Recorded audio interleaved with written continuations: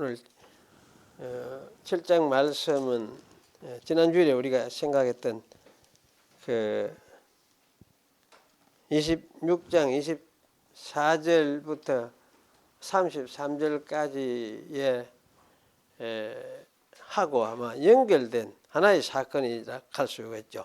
그래서 사실은 이렇게 하나의 사건으로 다루어서 함께 이렇게 취급을 하고 그렇게 이제 성경학자들은 이렇게 정리를 하고 하는 걸 볼 수가 있습니다.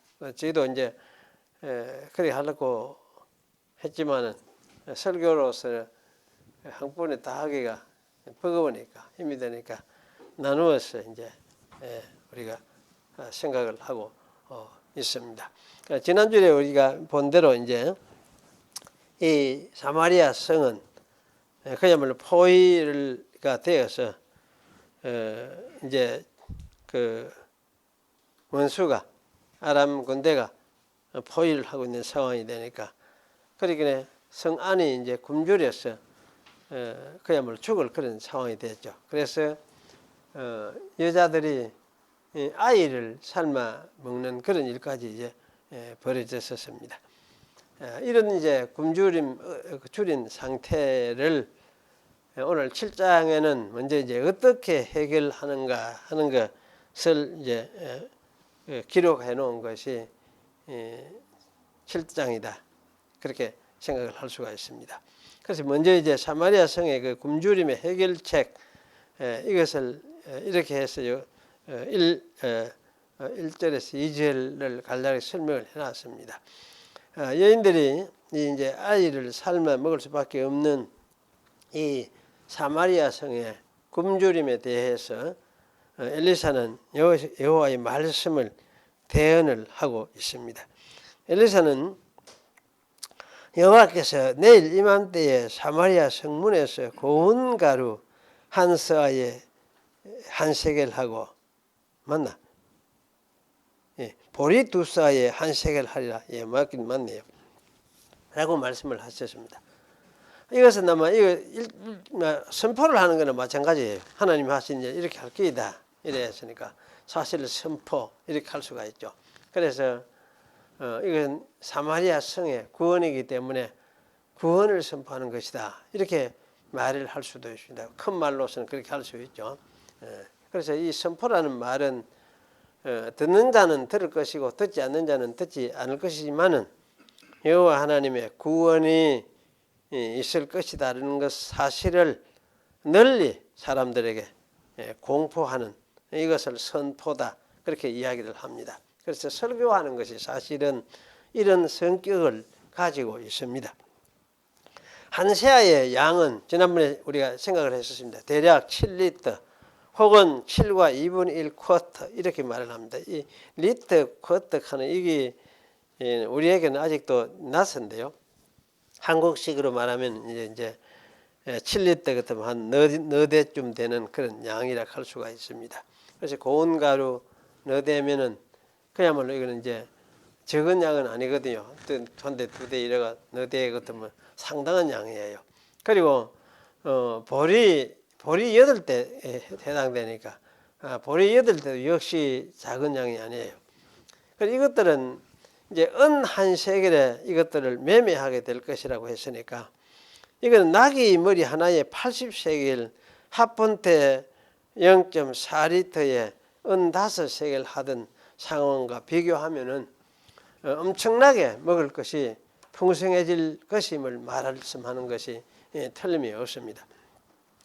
하루 만에 이러한 급격한 변화가 일어날 것이라는 사실을 믿을 수 없는 것이 사실입니다. 도무지 있지 않을 것 같은 일을 그런 하나님께서 엘리사를 통해서 하시겠다고 말씀을 하시기 때문입니다. 그때에 한 장관이 있었습니다. 이 장관 살리사 히브리 말로 그렇게 표현되어 있는 말인데요. 이 장관은 아마 왕의 신임을 아주 받는 사람이었습니다.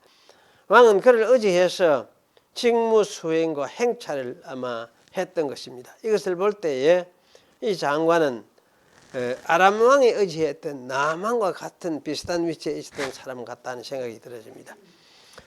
만약 왕이 전투 마차를 탈 때는 창과 칼로 방패를 무장을 하고 마차 곁에서 호위도 하고 또 어떤 행차를 할 때는 수행하면서 왕을 호위하고 일을 돕기도 하는 그런 사람이었습니다. 아마 요즘 말로 하면 대통령, 수행비서 혹은 경호실장 뭐 이런 좀 된다 할 수 있겠죠. 그 장관 역시 사실은 하나님이 하실 일을 믿을 수 없는 믿지 못하는 사람이었습니다. 그는 내일이면은 고운 가루와 보리가 풍족하게 되어서 아마 2~3천 원만 하면은 밀가루 4대, 보리 8대 살 수 있다.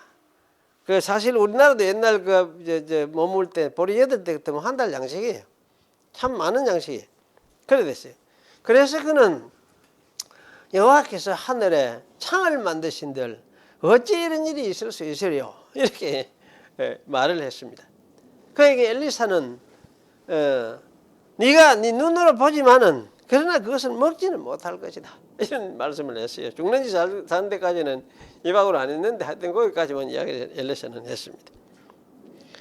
그때 이제 이 사마리아 성문에 한편은 이런 일이 벌어지죠. 그런데 사마리아 성문에 이제 문둥이 네 사람이 있었습니다. 그들은 성 안으로 들어가 갈 수 없는 사람들이었음이 분명합니다. 어귀, 성문, 어귀라 하기도 한데 문 입구라고 표현하기도 하고. 그래 이들 문둥이가 이들 함께 들어갈 수 없는 것은 뻔하죠. 왜냐하면 문둥이는 일반 백성들하고는 같이 살 수 없는 사람이었기 때문이었습니다. 하지만 그날 그들이 이 성문 입구에 와 있었던 것은 그래도 무엇인가 얻어먹을 수 있을까 싶어서였을 것입니다. 그러나 그들은 그러한 기대를 전혀 할 수가 없었습니다. 왜냐하면은 성 안도 아람 사람의 그 침략군의 포위가 되어 있는 상황에서 먹을 것이 없어서 굶주리고 있음을 알았기 때문입니다.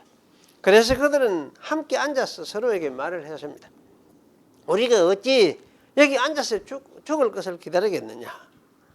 그렇게 성으로 들어가도 성 안은 어쨌든 굶주리고 있고 거기서도 죽을 끼고 결국은 또 여기 성문 입구에 여기 어디 앉아 있어 사람 한 명인데 앉아 있어도 여기서 굶어 죽을 것이고 차라리 그러면 어디겠냐 우리 아람 군대로 가자. 군대에 가가지고 항복을 하자. 그 사람들이 그들이 우리를 죽이면 죽을 끼고 여기서 죽으나 저기서 죽으나 어쨌든 죽는 게니까. 그럼 거기서 이제 혹시 살려주면 우리가 살 것이 아니겠느냐. 그래서 살 방도를 아람 군대에게서 찾은 거지. 어쨌든 죽기 아니면 살기의 상황이니까 이런 이제 의견을 모았던 것입니다. 그래서 그들은 전쟁력에 일어나서 아람 군대의 진을 향해서 터벅터벅 걸어갔습니다. 진 끝에 도달하고 보니까 그곳에는 한 사람도 없었습니다. 그 이유를 6절은 이는 주께서 아람 진으로 하여금 병거 소리와 말소리와 큰 군대의 소리를 듣게 하시기 때문이다. 그렇게 설명을 하고 있어요. 여기에 병거 소리, 말소리, 큰 군대의 소리. 하여튼 소리라는 말을 계속 반복해서 아주 소리라는 말이 반복해서 나오고 있습니다. 대원들 이 소리들은 무슨 군대의 소리였을까? 저는 이 소리는 하늘 군대 소리라고 저는 생각을 합니다. 왜냐하면 지난번에 우리가 6장에서 본 대로 6장 17절에 엘리사를 둘러쌌던 불말들과 불병거들이 하늘에서 달리는 소리를 내었다고 저는 생각을 하기 때문입니다. 아마도 그 소리는 아람진이 있는 온 하늘을 뒤흔드는 것과 같았을 것입니다. 그래서 아람 사람들은 하늘에서 엄청난 군대가 자기들이 아마 진으로 달려 내려오는 것 같은 막 떨어져 내려오는 것 같은 그런 소리를 아마 들었을 것입니다. 사람들은 이스라엘 왕이 아마 헷 사람들의 왕들과 애굽 왕을 아마 돈 주고 사서 세뇌해 오는 것 같다. 뭐 그렇게 생각을 했던 것이 틀림이 없죠. 왜냐하면 하늘에서 하늘 군대에 그에 대해서는 그들은 전혀 모르는 사람이니까 아무리 생각을 해도 이런 식으로 생각을 할 수밖에 없는 것이죠. 그래서 아람 사람들은 살기 위해서 도망하기에 급급하였습니다. 너무나 급하게 도망하다가 보니까 그들이 장막들과 말들과 나귀들을 버리고 진을 그대로 두고 살기 위해서 도망하였습니다. 그러니 그들이 가지고 왔던 먹거리들, 식량들 고스란히 놓아두고 도망하였던 것입니다.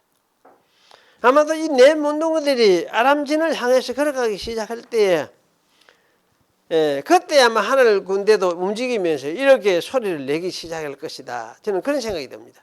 문둥이들의 이 발걸음, 이거는 그들이 한 걸음이 뭐냐? 하늘 군대가 움직이는 걸음이 되는 거지. 그래서 사실은 이렇게 해서 네 문둥이들의 행진은 막 엄청난 소리를 발해가지고 하늘 군대를 위협하는, 아람 군대를 위협하는 그런 하늘 군대의 행진으로서 아람 군대에게는 들렸던 것이죠. 그래서 문둥이들도 사실 이런 사실은 전혀 몰랐던 것은 말할 것도 없습니다. 이들을 이용해서 실제로 이렇게 한 거는 이제 하나님이 사실은 하늘 군대를 하늘에서 움직이면서 이런 일을 하셨다. 그렇게 말을 하는 것이 틀림없죠. 아람진에 도착한 문둥이들이 한 장막에 들어가 보니까 먹을 것과 마실 것이 있었습니다. 그래서 그들은 거기서 먹고 마시고 또 은과 금과 의복을 가지고 또 가서 감추었습니다. 그들이 도둑질한 것이냐? 사실 도둑질한 것이 아니고 그들이 다 준 게요. 다 주어서 다 가져가도 상관이 없는 그런 일인데, 그러니까 이런 이제 값없이 전리품을 얻은 것이죠. 그리고 이런 일을 한 번 더 반복을 했습니다. 그러다 보니 그들이 이제 마음이 좀 찔렸던 거죠. 그래서 그날 온 이스라엘이 이제 굶주림에서 구원받을 수 있는 날이라는 것을 그들은 깨달았던 것이죠. 그래서 그들은 그 날이 이스라엘에게는 참으로 이거는 기쁜 소식이 있는 날이라는 사실을 깨달았습니다. 여기 사실 기쁜 소식하는 이게 복음, 굿뉴스, 복음이란 말이에요. 복음이란. 그래서 사실 이 사실을 깨달은 거지. 그래서 그들은 자기들이 아침까지 기다릴 것이 아니고 복음은 이 기쁜 소식이 있는데 다 사는 길이 지금 열려져 있는데 이거 내일 아침까지 기다리면 안 된다. 저녁에 가서 어쨌든 왕에게 이 사실을 알려야 된다는 걸 깨달았던 거죠. 그래서 만약 알리지 않으면 그들이 벌을 받게 될 것이다. 스스로에게 이런 말을 하였습니다. 이 말은 마치 사도 바울이 내가 복음을 전하지 않으면 내게 화가 미칠 것이다 라고 한 말과 다르지 않습니다. 그렇게 하여서 그들은 사마리아 성으로 달려가서 문지기에게 아람진에 사람이 하나도 없고 말과 나귀도 그대로 매여 있고 진이 그대로 남아있다는 이 말을 했습니다. 그래서 문지기들은 왕국에 이 소식을 알렸습니다. 이 소식을 보고받은 왕의 반응은 한마디로 아람 군대가 매복 작전을 쓴다는 것이었습니다. 아람 군대가 덜에 매복해 있다가 굶주린 이스라엘 사람들이 먹을 것을 주우러 성에서 나오면 사로잡고 자기들이 성으로 치고 들어와서 성을 점령하려고 한다는 그런 매복 작전, 왕으로서는 전형적으로 할 수 있는 생각이죠. 여호람의 왕 생각이 바로 이런 것입니다. 그래서 이 생각도 참 하나님 없이 생각하면 상당히 그럴듯한 생각이지. 하지만 한 신하의 생각은 이 왕보다도 훨씬 낫습니다. 그 신하는 성중에 남아있는 말 5피를 취하고 사람을 보내서 탐지해보자는 의견을 제시했습니다. 남아있는 5마리의 말이 살아서 좋은 소식을 가지고 돌아오면은 온 이스라엘도 살게 되고 이 5말도 살아서 돌아오지 못하면은 온 이스라엘도 죽는 것이다. 그러니까 남은 말에 사람을 태워서 한번 살펴나 보자는 것이었어요. 이 생각은 사실은 내 문득이 생각과 비슷한 것이죠. 그러니 여기 있으면 일방 죽을 기인데 저리를 한번 가나 보자는 거지.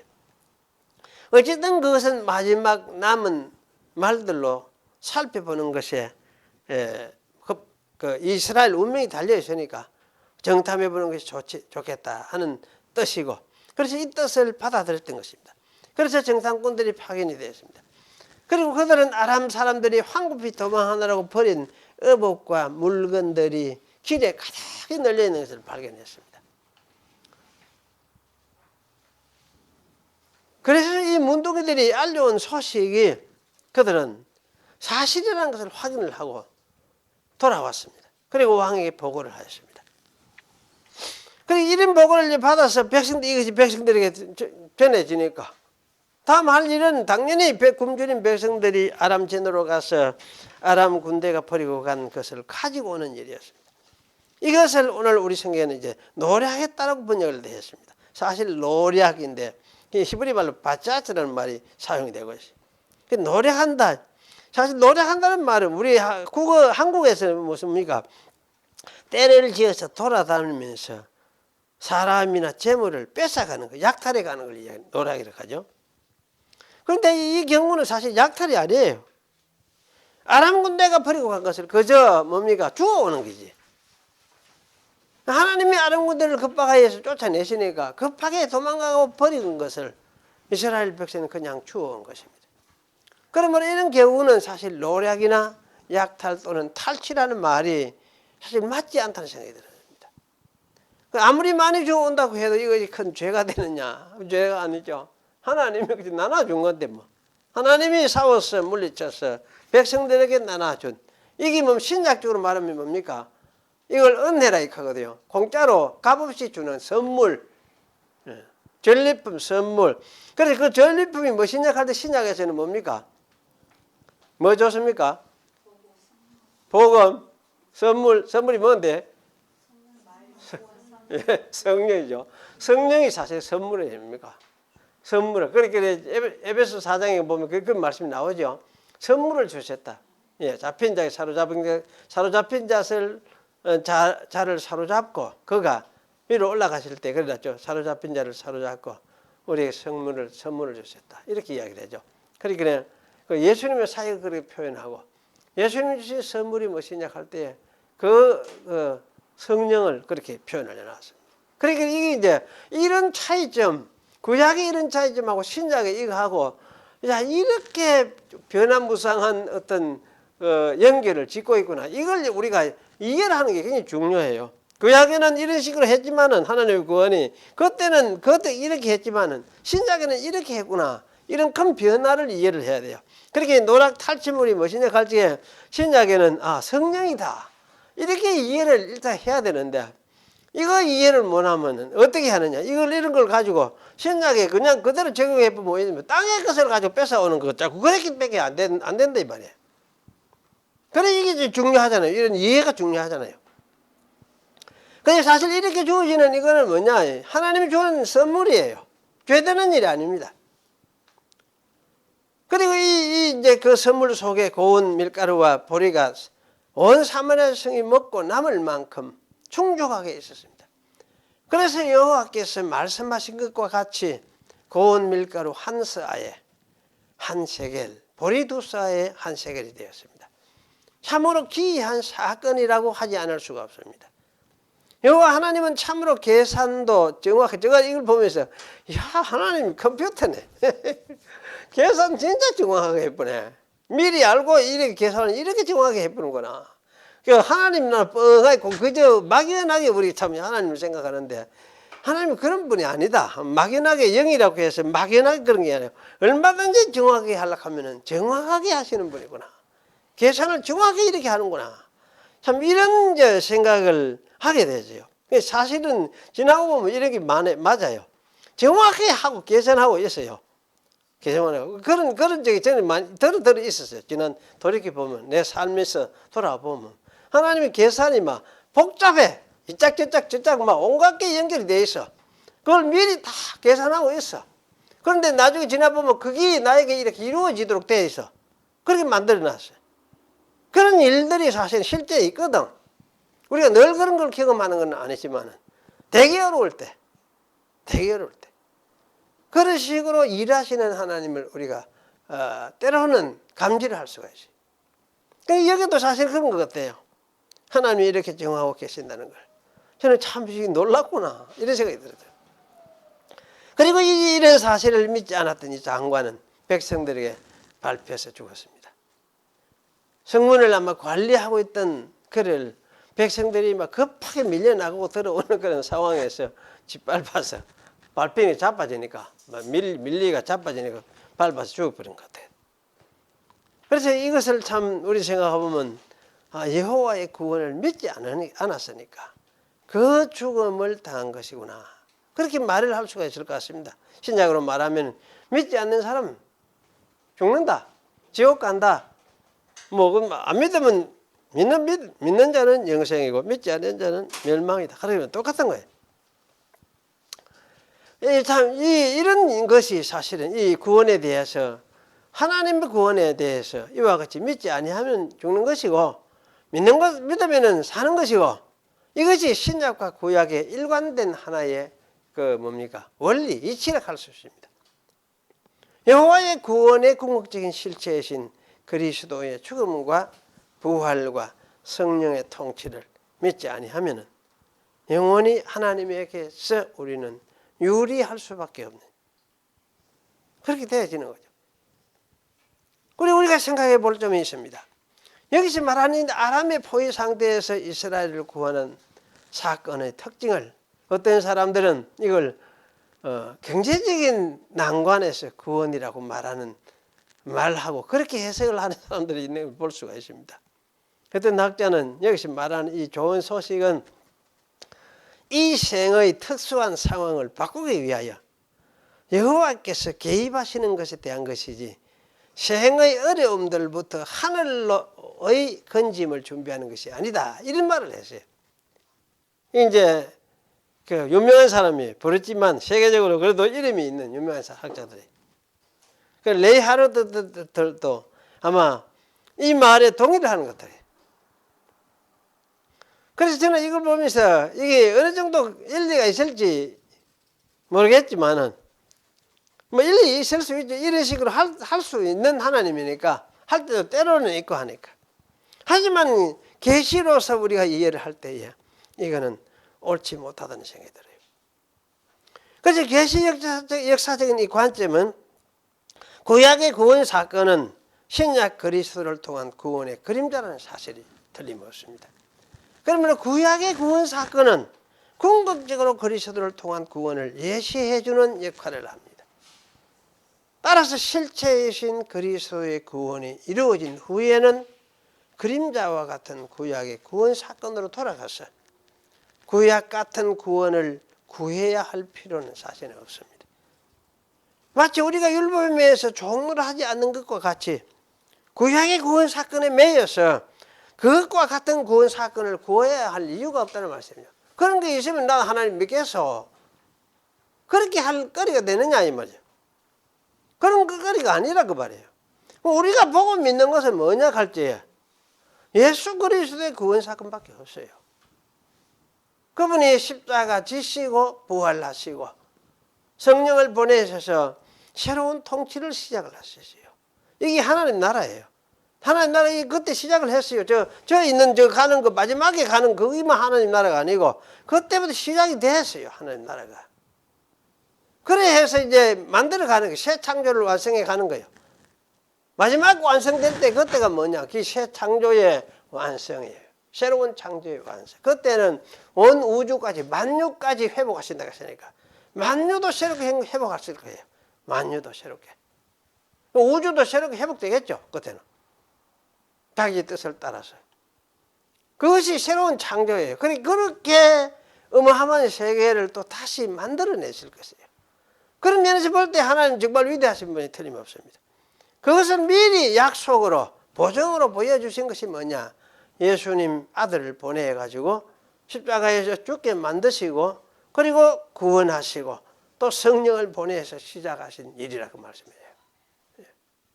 이런 엄청난 세계의 대변혁에 대해서 이거를 이미 시작을 했고 그 약속으로 예수님의 죽으심과 부활과 성령 보내심을 통해서 보증을 해주고 있으니까 이게 우리에게 이제 이 약속된 약속이에요. 우리는 어떻습니까? 이런 세상을 우리가 바라보고 있는 거지. 이런 세상을 기다리는 거지. 사실 우리 세상 이 세상 없어져도 지구 이거 없어져도 괜찮아요. 예. 우리 다 죽어도 괜찮아요. 나중에 어떠십니까? 그런 세상을 만들어내실 거예요. 하나님이 만들어내세요. 그런 세상을 만들어내고 그런 세상에 우리를 참여시켜서 다시 부활시키가 그 세상에 우리가 참여하도록 만들 거예요. 그러면 다시 참여한 어떤 사람을 참여시키느냐 하면 로마서 8장에 말한 대로 우리 속에 성령 주신 사람, 성령이 있는 그 사람을 하나님께서 부활시켜 살렸는다. 그 책에 참여시켜요. 그건 우리 속에 있는 성령이 계시는 때 그것이 증거가 돼가 보정이 돼가 성령이 보정이에요. 그것이 보정이 돼가지고 우리를 거기서 살려서 그게 참여시키도록 한다 그 말이에요. 그런 놀라운 세계를 준비를 하고 있어요. 그러니까 사실 이 세상은 결국은 사실은 한번 이래 없어져야 될 세상이 틀림없어. 틀림없어. 그러면서 이 새로운 세계로 이것이 다시 아마 리모델링이 하든지 리폼이 되든지 간에 좌우지간 새로운 세계로 다시 만들어져야 나와야 될 세상이 틀림없어요. 그때 그렇게 되면 그것을 위해서 우리의 존재 자체도 거기에 맞는 존재가 될 거예요. 그게 뭡니까? 영적인 존재. 성령에 의해서 사는 존재.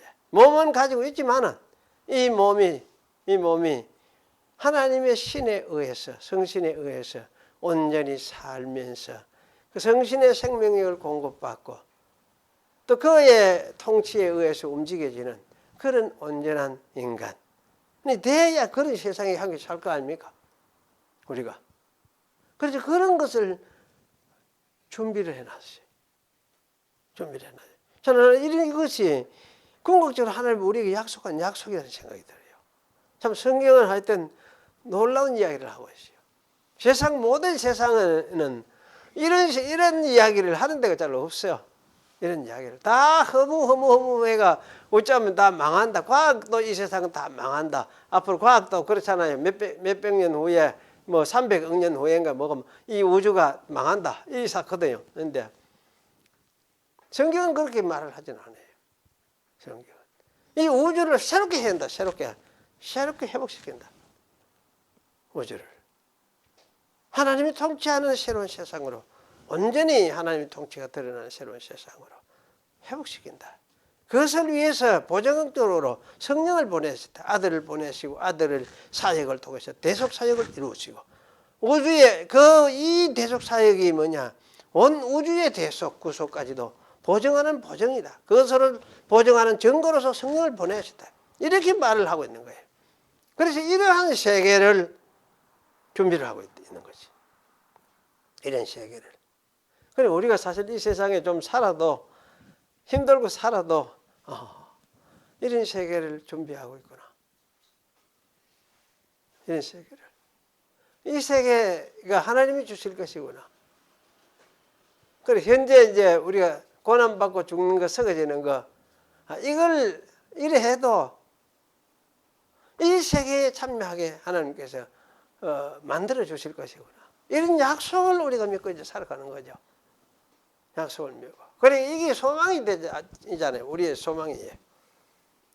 우리의 소망이에요.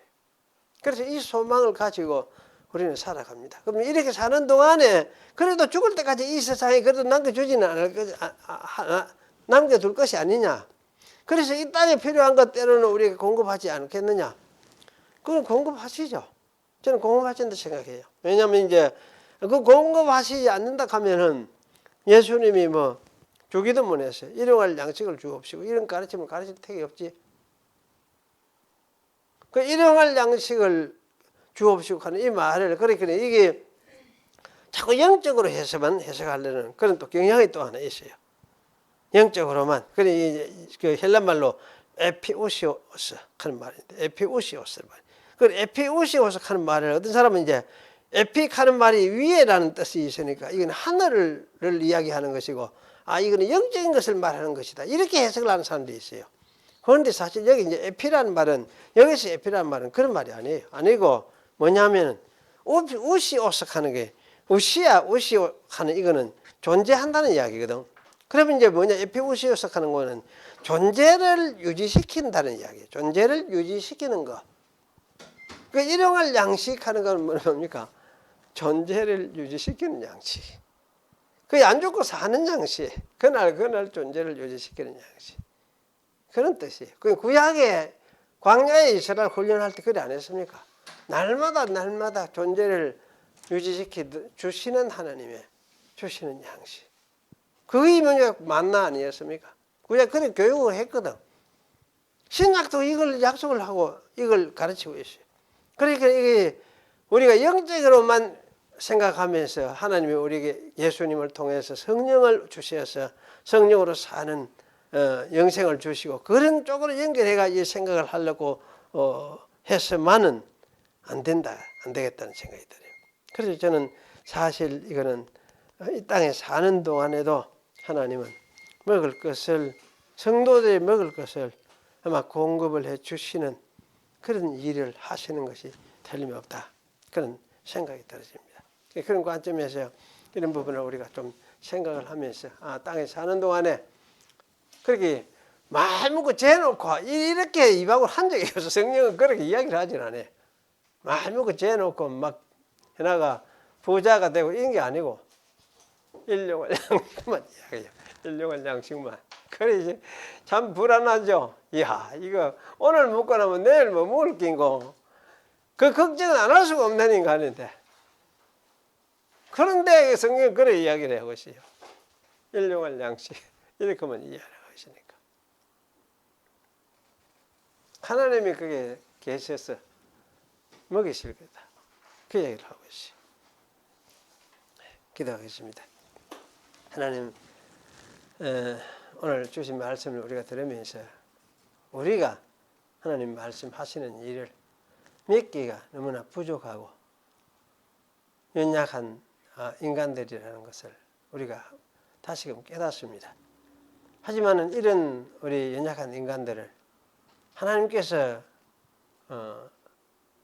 불러서 붙드셔서 계속 이끌어 가시면서 또 이렇게 하나님을 믿도록 인도해 주시기 때문에 저희들이 또 오늘 또 살고 우리 믿음이 여전히 유지가 되고 그렇게 해서 하나님의 백성으로 살아가는 것임을 저희들이 깨닫습니다.